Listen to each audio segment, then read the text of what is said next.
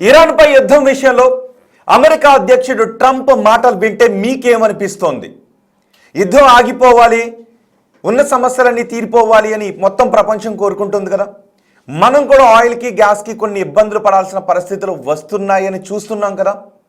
కానీ యుద్ధాన్ని ప్రారంభించిన అమెరికా అధ్యక్షుడు యుద్ధం ప్రారంభించిన తొలి రోజుల్లో ఫిబ్రవరి 28 ఆ సమయంలో ఏమన్నాడు? 4 వారాల్లో యుద్ధాన్ని ముగిస్తామని చెప్పాడు. 4 వారాల్లో యుద్ధం పూర్తవుతుంది, 4 వారాలు పడుతుంది అని చెప్పాడు.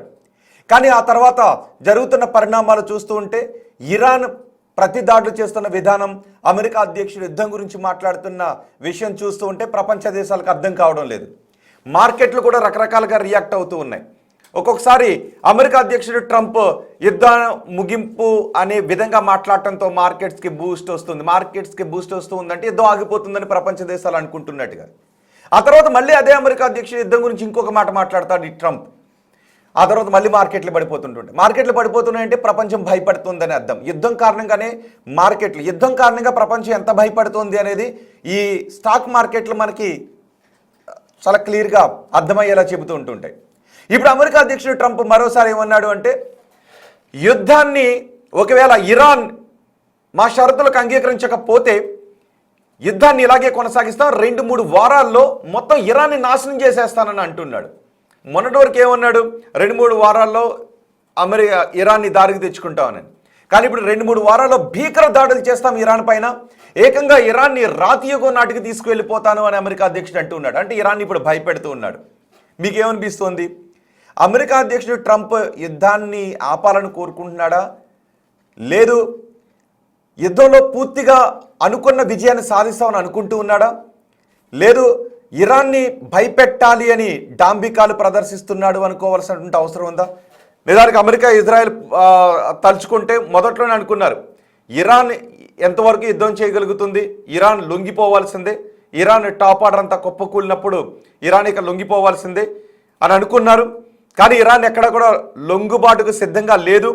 అమెరికా విధించినటువంటి ఆంక్షలకు, అమెరికా విధించిన షరతులకు ఇరాన్ లొంగి వస్తే యుద్ధాన్ని ఆపుతాం అంటూ ఉన్నప్పుడు ఇరాన్ కూడా కొన్ని షరతులు పెడుతూ ఉంది. యుద్ధాన్ని ఆపాలి, భవిష్యత్తులో దాడులు చేయబోమనే హామీ ఇవ్వాలి, వీటితో పాటు మాకు జరిగిన నష్టానికి పరిహారం కూడా చెల్లించాలని ఇరాన్ తిరిగి అడుగుతోంది. ఇరాన్ ఎక్కడ కూడా మేము అమెరికా మాతో సంప్రదింపులు జరుపుతుంది, మేము దారికి వస్తున్నాం అని చెప్పడం లేదు. అమెరికా మాతో సంప్రదింపులు జరపలేదు, కానీ అమెరికాకు సంబంధించిన కొంతమంది అధికారులు మాట్లాడారు అని వీటికి సంబంధించిన విషయాలు చెబుతోంది. ఇటు పాకిస్తాన్, చైనా ఒక పీస్ తీసుకుని రావాలని చూస్తుంది, ఒక పీస్ ప్రణాళికతో ముందుకు వెళ్ళాలని చూస్తుంది, పీస్ ప్లానింగ్తో ముందుకు వెళ్ళాలని చూస్తుంది, సయోధ్య కుదర్చాలని ప్లాన్ చేస్తున్నారు. అదే సమయంలో అమెరికా అధ్యక్షుడు హర్ముజ్ గురించి కూడా ఏం మాట్లాడాడు? ఇప్పటికే ఇరాన్ హర్ముజ్ని మూసివేయడంతో మొత్తం ప్రపంచ దేశాలు అల్లాడుతున్నాయి. ఒకవేళ అక్కడ హర్ముజ్ జలసంధిపై ప్రపంచ దేశాలకు ఆధారపడాల్సిన పరిస్థితులు లేకపోతే యుద్ధం వేరే రకంగా ఉండేది, ప్రపంచ ఆర్థిక పరిస్థితులు వేరే రకంగా ఉండేవి. సో యుద్ధ ప్రభావం ప్రపంచ దేశాలకు ఈ రకమైన సెగలు తగిలి ఉండేవి కావు.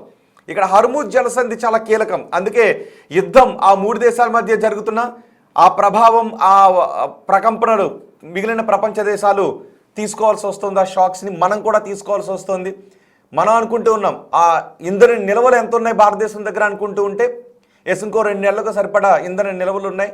గ్యాస్ సరఫరా మొన్న కూడా ఒక షిప్ వచ్చింది కాబట్టి, గ్యాస్తో ఒక షిప్ వచ్చింది కాబట్టి హర్ముజ్ జలసంధిని దాటి, సో మనకు ఓకే. కానీ యుద్ధం ఇలాగే దీర్ఘకాలంగా కొనసాగితే హర్ముజ్ జలసంధిలో 19 కోట్ల రూపాయలు కట్టాల్సిన పరిస్థితులు వస్తాయి. మన ఆర్థిక పరిస్థితి ప్రపంచ దేశాల ఆ హర్ముజ్ జలసంధిపై ఆధారపడి వ్యాపారాలు చేసుకుంటున్న దేశాలన్నిటికీ ఆ సెగ తగులుతుంది, మన దేశానికి తగులుతుంది. సో రాబోయే రోజుల్లో ఆయిల్పై క్రూడ్ ధరలు మరింత పెరిగిపోయినా మన ఆర్థిక వ్యవస్థ పైన పడుతుంది. సో ఇలాంటి పరిస్థితులు ఉన్న నేపథ్యంలో ట్రంప్ ఏమన్నాడు అంటే, హర్ముజ్ జలసంధిని తెరిపించడం మా పని కాదు, యుద్ధాన్ని ముగించడం మా పని, 2-3 వారాల్లో యుద్ధాన్ని ముగిస్తాను అని ట్రంప్ అన్నాడు.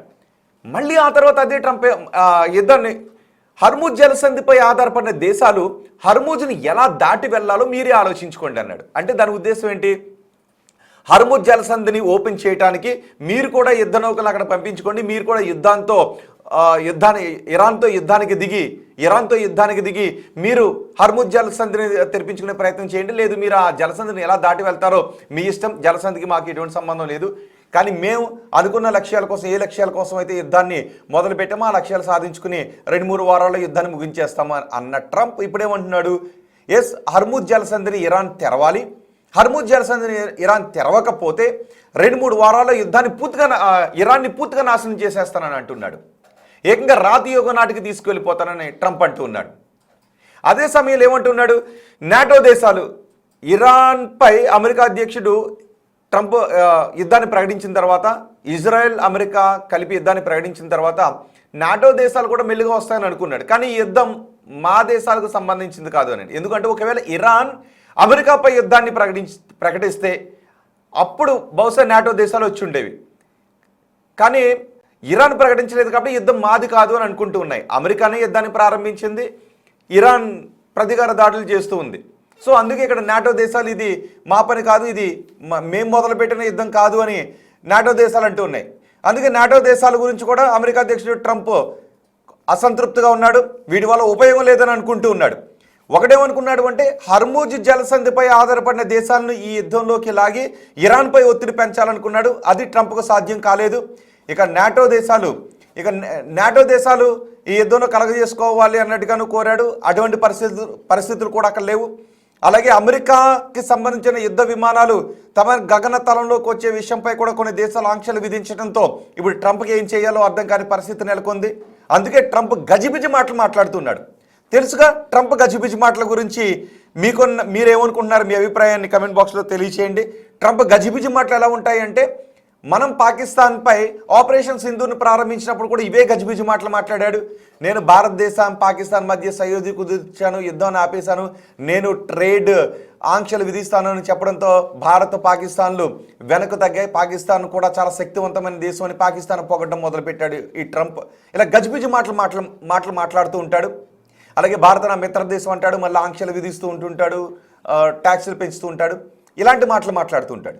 ఇప్పుడు యుద్ధం ప్రారంభించిన తర్వాత కూడా అమెరికన్స్ కూడా ఈ యుద్ధాన్ని ప్రారంభించడం ఇష్టం లేదు, ఇరాన్పై యుద్ధాన్ని చేయడం ఇష్టం లేదు.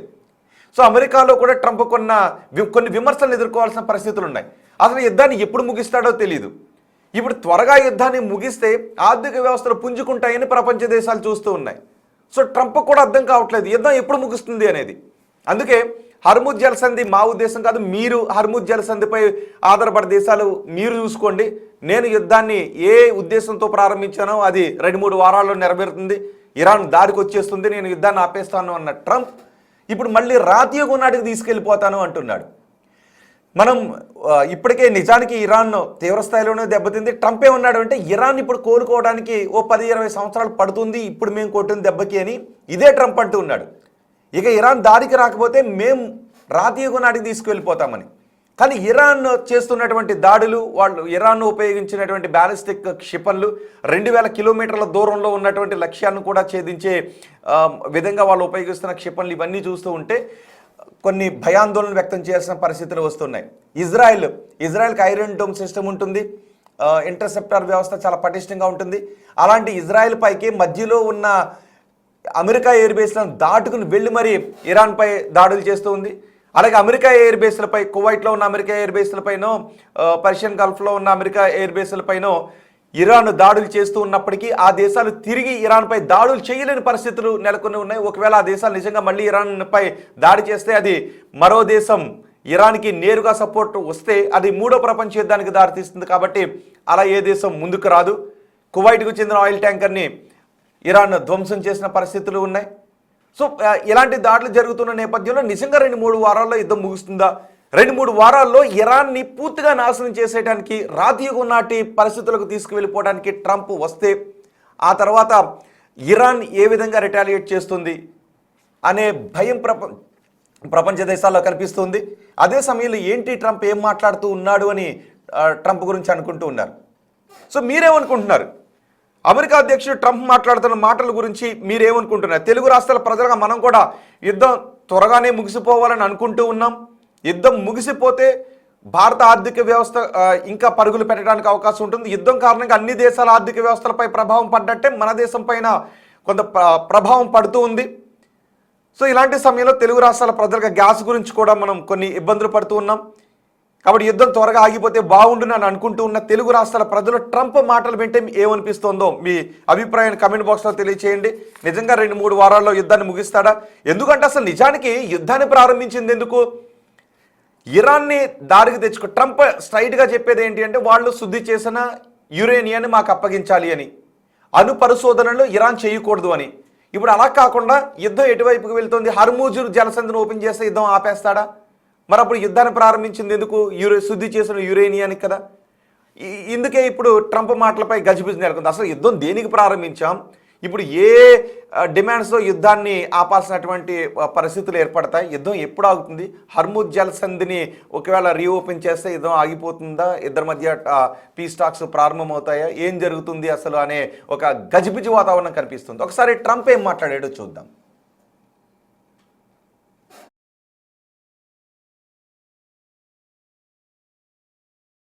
Traveling further than any manned rocket has ever flown, and will very substantially pass the moon, go around it, and come back home from a distance that has never been done before. It's amazing.